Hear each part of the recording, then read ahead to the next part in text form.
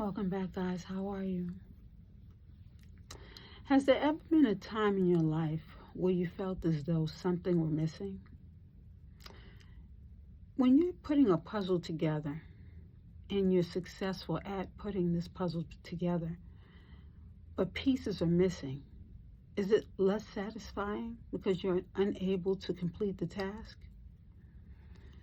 You know, as a child, growing up in my grandparents' house, my grandmother being the first lady, people would drop off bags of clothes. And when they dropped off the bag of clothing, nothing ever really fit me. They always had to tie it up or put safety pins around it, you know, and it didn't actually make me feel so good because I was wearing clothing that really didn't belong to me. So I thought, you know, and my grandmother said, don't worry about it. You're going to get some clothes. We're just going to put this on for now. We're going to go to church. But this has been going on. It was going on for so long. Until one day they found a dress. And I feel as though somebody put that dress in that bag specifically for me. I'll never forget this dress. It's a dress that I ended up taking a school picture in. This white dress. And it was green and red. And it was predominantly white. But it had like a green streamer and the stripes were going in opposite directions.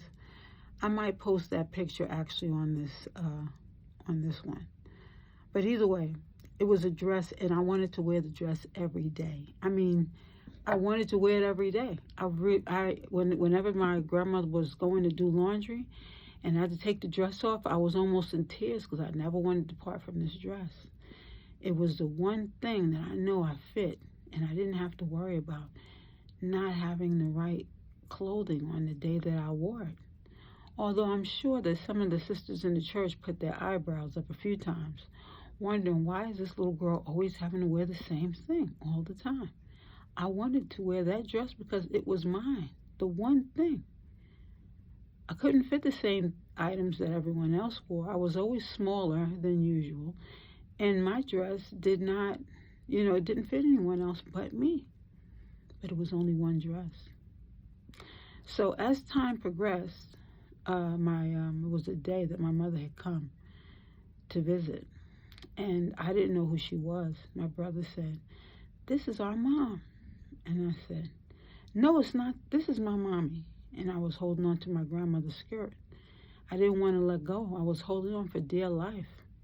She was the mother that I'd known for so many years. I didn't know anyone else existed. My Aunt Shirley would come around every now and then and we'd play, you know, dress up. But my grandmother was the one consistent person in my life, the one consistent woman who I felt that I could trust, who I loved unconditionally. This was the only one. So my brother explained that this is our mom and she came to get me. My reaction was horrible. I even called her a word that I didn't think, you know, it was a word that I called my brother sometimes when we get into an argument. It was the worst word in the world to me because it was the worst word that I knew. The word was stupid. And I called my mother this because the day that she came to pick me up, I didn't know what was going on behind the scenes all this time. Nobody told me. So my brother said, okay, we're just going to go to Coney Island. And we were going to Coney Island to celebrate our birthdays. My brother and our birthday was the same month. So we were supposed to celebrate this together. So we went with her to Coney Island. Me still not being trusting because I did not know her. And she had a girlfriend with her who was driving us. Her name was Rosie. And Rosie drove us to Coney Island. And when we got to Coney Island, you know, they had this baby in a jar. And this was supposed to be something at the amusement park. Something, they had a story to go along with it and everything. And I was scared because I'd never seen anything like it. It was an aborted child that looked like in a glass jar. At the time, I've never seen anything like it, so I didn't know even to explain it. But somehow I got missing, and they had to go and find me. I was hiding somewhere throughout this amusement park because I was so scared. I couldn't find my brother, and I didn't know my mom to even go and reach for her. And her friend, I didn't know her either. So by the time they found me, we went back to the car and they got cotton candy and all these different things, and they brought us back to the house. When we got to the house, I said, I was waiting by the door. I said, is she coming to get me? And they said, no, she's not coming to get you. You're home now. This is not my home. And she said, this is your home now. My grandmother refused to fight because she said, this is that woman's children. I would never want to take a person's children away from them. But no one explained this to myself and my brother. So we were in a strange environment. Of course, I was given my own bed, and my brother was sharing a bunk bed with an older brother that I had met as well. I was meeting these people for the first time, and these were supposed to be my family members. It was the scariest thing, and again, no one explained anything. So my brother and I went to sleep that night, and my mother, in another room, heard us laughing, and she said, aren't they asleep? They're not tired from the amusement park? When she went to peek in the room, she saw us. We were on the fire escape, having a great adventure. We was both sleepwalking, but we were sharing the same dream. Up and down the fire escape, she was so scared that she ran out to the fire escape and she grabbed both of us, brought us inside the window, and she cried and held us. Now, here's the thing. Children, you have to realize that they need to understand just as you need to understand when things are not going right or when things are going well. Communication is very important because both of us I had never been out of my grandmother's house before this. She picked me up from the hospital when they said that my mother was going into the hospital because she was suffering from postpartum depression. Because I didn't know what was going on at the time and I was totally confused. Children do different things when they're confused. Both of us were sharing the same dream. Now, some people might say this is impossible, but this is what happened. So the two of us were connected. He was the only person outside of my grandmother that I'd ever really spent so much time with, and my grandfather. I didn't know anyone else. I was always in the house at this point in time, never really outside. It was almost as though I were hidden as a child and always in my grandparents' house. I helped make a pot roast. I was always in the kitchen being my grandmother's helpmate. I had my apron on side by side her, washing dishes. I was a little person, but they would get telephone books and stack them so I could sit in a chair and wash the dishes, or sit in a higher chair so that I could help and prepare the food with my granny. She was the only mother I had known. And my brother and my grandmother were the only two consistent people in my life. So to remove me from her house, take me to an amusement park, which scared the life out of me because I did not know anything could even exist, such as a baby being put in a glass jar. And then to be brought into a whole different apartment, T-Bout Avenue, apartment 4A, 2334 T-Bout Avenue. I'll never forget it because it was the only home outside of my grandparents I'd ever known at this point in time. And then to be introduced to a brother who I didn't know I had as a brother, and then later on to being told that I have a big sister as well. All of these new things all thrown into one experience. Then being brought to a school and telling me that I'm going to stay at the school. Now, when I was introduced to the school, PS9, 115, I'll never forget the school because I couldn't believe she was leaving me here. I said, could you take me back to my mommy's house? And she said, no, this is where I am your mother, and this is going to be your new school. But the school was so dark. The vestibule, I'll never forget, the lighting was horrible. And there was no color. It was an awkward, the color was more like a beige, dark color. And she was leaving me here with strangers. I was at the school. I wasn't in school before this. So this was me being introduced to school very late. And I was being left there. And I told, please, Please, I'll do what I'm supposed to do. I'll behave myself. I did not want to be left at the school because the environment at the school was very cold. And the people, I remember the smell of pencil lead. That's why Bath and Body Works came up with a perfume later on in years, and it reminded me of that fragrance. And I could never buy that fragrance. In fact, I stayed away from the store for the longest time, and they discontinued this fragrance is when I started shopping there again. It's amazing how different fragrances can affect you.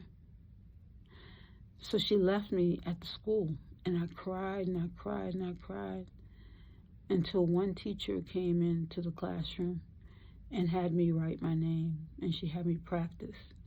And I had been practicing my name, and they gave me some reading material. And I began to read. Now, when I came back to the house, my mother would tell me to go downstairs and pick up the mail, and I would read the mail. I'd look for my name, and my name was on something. And she said, when she saw that I was reading the mail, she said that she wanted me to read the mail to her from now on. So it was going to be a rainy day, and my other grandmother had passed down my sister's old raincoat and rain boots, yellow rain boots, yellow rain jacket, and a yellow hat. And the hat was very big. I remember it was too big, but I still wanted to wear it because it was something that my big sister wore, and I wanted to be close to my big sister. So she placed these items on me, and she took me to school. Now, the day before, she had brought me to school, and she told me, I want you to wait for your brother. He's going to come and pick you up. Do not leave the school until he comes. So he didn't come. And the crossing guard said, I'm getting ready to leave. If you do not cross the street now, you're going to be left out here by yourself. So I'd advise you to let me cross you across the street and you get home safely. So I listened to the cross guard, and I came to the house. When I got to the house, my mother said, wait a minute, where's your brother? And I said, I don't know. She said, so how'd you get here? I said, I walked. She said, you came here by yourself? And I explained to her what the crossing guard said. She said, I don't care what the crossing guard says. Now, I'm going to deal with you. And I got a spanking that day because I left the school and I walked home by myself.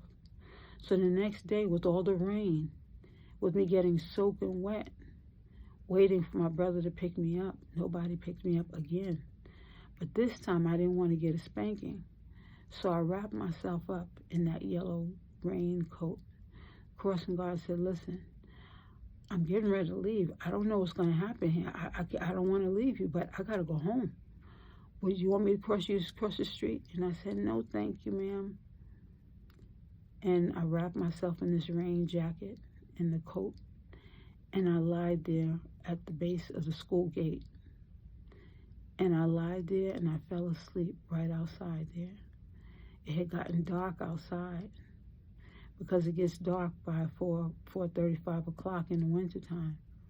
So I stayed there and I laid there. My mother said she sent my brother to go look for me. He couldn't find me. She went out and looked for me. She couldn't find me. They called my father. They called the police. They called the school bus. I never even rode the school bus, but they called the school bus and had them check all of the school buses. No, they couldn't find me. My mother said she went out there and she kept looking and she could not find me. She went back home and she came back out there 10 o'clock at night and she saw my raincoat. She said, wow, this looks like the raincoat. She went to lift the raincoat up and there I was dangling in the raincoat. That's how little I was.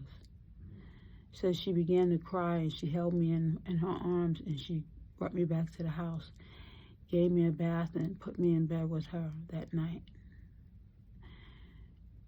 We don't know what goes through a child's mind, but every child identifies with pain differently. I could not deal with the pain of another spanking like that ever again. And I was refusing to have to deal with it, so I lied there. And I said a prayer and I talked to God while I laid down there in that raincoat. I prayed that my granny come. or somebody, because I did not know what was to happen to me.